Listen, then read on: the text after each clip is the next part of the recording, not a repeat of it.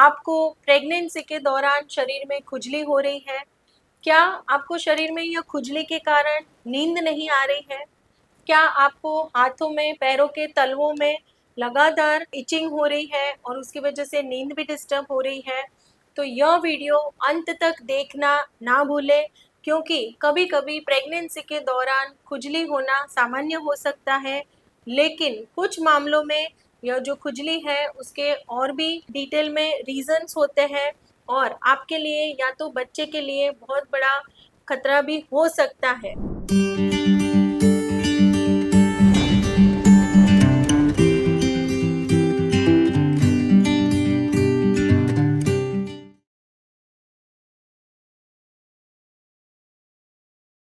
नमस्कार, मैं हूँ doctor Kajal Mangukiya, senior gynaecologist, obstetrician and IVF specialist from Orchid hospital and IVF centre सूरत।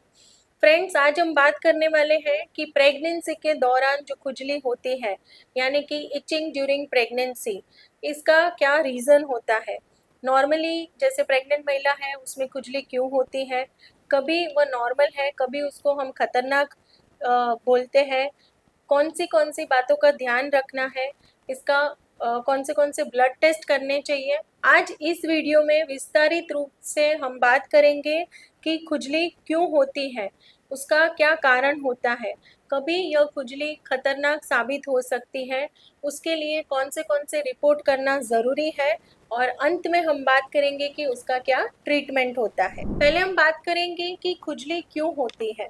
जैसे कोई भी महिला है जिनको प्रेगनेंसी है, इट इज़ वेरी कॉमन कि आपको सामान्य इचिंग की समस्या हो सकती है, क्योंकि आपकी जो स्किन है वह स्ट्रेच हो रही है। स्पेशली पेट की जो स्किन है, जैसे जैसे बच्चा बड़ा हो रहा है वैसे वैसे आपकी पेट की जो स्किन है वो भी स्ट्रेच होने लगती है।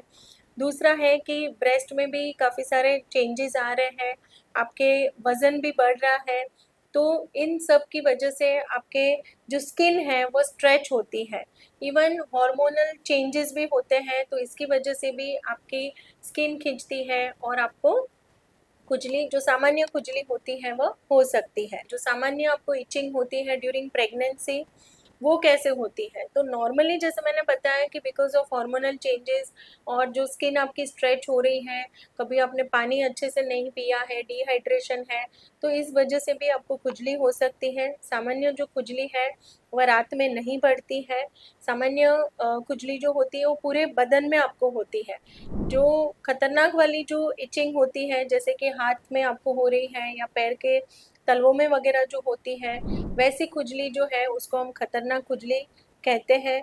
और इवन काफ़ी बार हमने देखा है कि पेशेंट का जो प्रेजेंटेशन होता है कि जस्ट सिंपल कि मैम बहुत ज़्यादा हाथ में और पैरों में खुजली हो रही है, रात में यह खुजली बढ़ जाती है, कभी कभी दानों के साथ भी हो सकती है। कभी कभी हम देखते हैं कि आपका जो आइस का जो स्क्लेरा होता है, आइस का जो वाइट पोर्शन होता है वो येलो होने लगता है। यूरिन का जो कलर है वो भी डार्क येलो जैसा होने लगता है। यानी कि जॉन्डिस के यदि सिम्टम्स आते हैं तो it is a high time कि आपको इमीडिएटली अपने डॉक्टर के पास जाना चाहिए, क्योंकि यह जो इचिंग है वह सामान्य इचिंग नहीं है। इसके पीछे एक गंभीर समस्या हो सकती है जिसे हम कहते हैं कॉलीस्टेसिस ऑफ प्रेगनेंसी, इंट्राहिपेटिक कॉलीस्टेसिस ऑफ प्रेगनेंसी। यानी कि आपका जो लिवर है वह पित्त बनाता है और यह जो पित्त होता है वह गॉल ब्लैडर के अंदर स्टोर होता है। जब भी आप ऐसा कुछ खाना खाते हैं जैसे हैवी फैटी फूड वगैरह है, तभी यह जो पित्त है वह उसे डाइजेस्ट करने के लिए ज़रूरी होता है। लेकिन जब भी यह जो पित्त है वो बाहर नहीं निकल सकता है, वह कलेक्ट होता है और इसकी वजह से आपके बॉडी में यह जो बाइल वगैरह होता है वो आपके ब्लड में जाता है। बाइल एसिड, बाइल सॉल्ट्स वगैरह जो है, यह रीज़न होता है कि इसकी वजह से आपको इचिंग शुरू हो जाती है। इसके लिए कौन से टेस्ट करने ज़रूरी होता है। तो यदि आप यह समस्या लेकर जाते हो तो आपके जो डॉक्टर हैं वो आपके लिवर फंक्शन टेस्ट करवाते हैं, स्पेशली प्रोथ्रोम्बिन टाइम, यानी कि आपका जो ब्लड क्लॉटिंग वाला जो मैकेनिज्म होता है, पीटीआईएनआर की रिपोर्ट बहुत ही इम्पॉर्टेंट होती है। इसके साथ साथ दूसरे जो टेस्ट हम करते हैं कि जिससे हमें पता चले, फॉर एग्जांपल हेपेटाइटिस वगैरह के, इनकेस पेशेंट फीवर वगैरह की समस्या है तो हेपेटाइटिस ए, हेपेटाइटिस बी, सी, ई, यह सारे टेस्ट हमें करके जो रीज़न है आपका इचिंग का वह कंफर्म करना बहुत ही ज़रूरी होता है। अभी हम इसका ट्रीटमेंट कैसे करते हैं कि जैसे फॉर एग्जांपल नॉर्मल जो इचिंग होती है ड्यूरिंग प्रेगनेंसी है और बाकी सारे आपके रिपोर्ट्स नॉर्मल हैं, तो आपको सिंपल मॉइस्चराइज़र अप्लाई करना है। स्पेशली हाथ में आपके जो टमी का पोर्शन है वहाँ पे, ब्रेस्ट में भी काफ़ी बार पेशेंट इचिंग लेकर आते हैं, तो यह सारी जगह पे आपको मॉइस्चराइज़र अप्लाई करना है। हाइड्रेशन आपको अच्छे से मेंटेन करना है। इवन आप जो सिट्रस फ्रूट्स वगैरह होते हैं उसका सेवन कर सकते हो। और यदि कंफर्म हो जाता है कि आपका यह जो इचिंग है उसका reason intrahepatic cholestasis of pregnancy है, तो उसके लिए मेडिकेशंस आते हैं, वो आपके डॉक्टर आपको प्रिस्क्राइब करेंगे और फिर रेगुलर उसको मॉनिटर करना होता है। जो लिवर के एंजाइम्स आपके यदि बढ़े हुए हैं तो उसको हमें रेगुलरली मॉनिटर करना है। अभी हम बात करते हैं कि यह खुजली को हम खतरनाक क्यों कहते हैं। आप भी सोच रहे होंगे कि मैम इंट्राहेपेटिक कोलेस्टेसिस जैसे अभी मैंने यह जो गंभीर समस्या बताई, इससे हमें क्यों डरना चाहिए। तो रीज़न एक ही है कि यदि कोई भी पेशेंट है उसको यह तकलीफ़ है और डायग्नोसिस नहीं हुआ है या तो उसका ट्रीटमेंट नहीं हुआ है, तो जैसे बच्चा जो है प्रीटर्म डिलीवरी का जो रिस्क होता है वो बहुत ही बढ़ जाता है। बच्चे को सांस लेने में तकलीफ यानी कि फीटल डिस्ट्रेस का रिस्क बहुत बढ़ जाता है।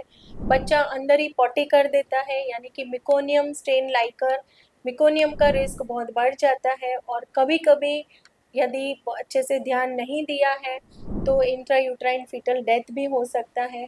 और इसके साथ साथ माँ की जान को भी खतरा हो सकता है यदि उनके लिवर एंजाइम्स बहुत ज़्यादा ऑल्टर्ड है, या तो उसके साथ में दूसरे भी जो रीजंस होते हैं जॉन्डिस के, वो भी हमें रूल आउट करना बहुत ही ज़रूरी होता है।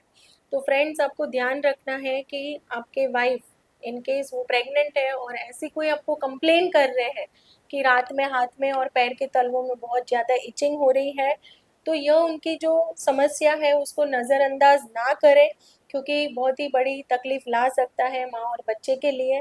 तो यदि आपके नियर डियर में भी कोई है जिनको अभी प्रेगनेंसी है, तो उनको भी आप एक बार एज एन अवेयरनेस यह वीडियो शेयर कर सकते हैं।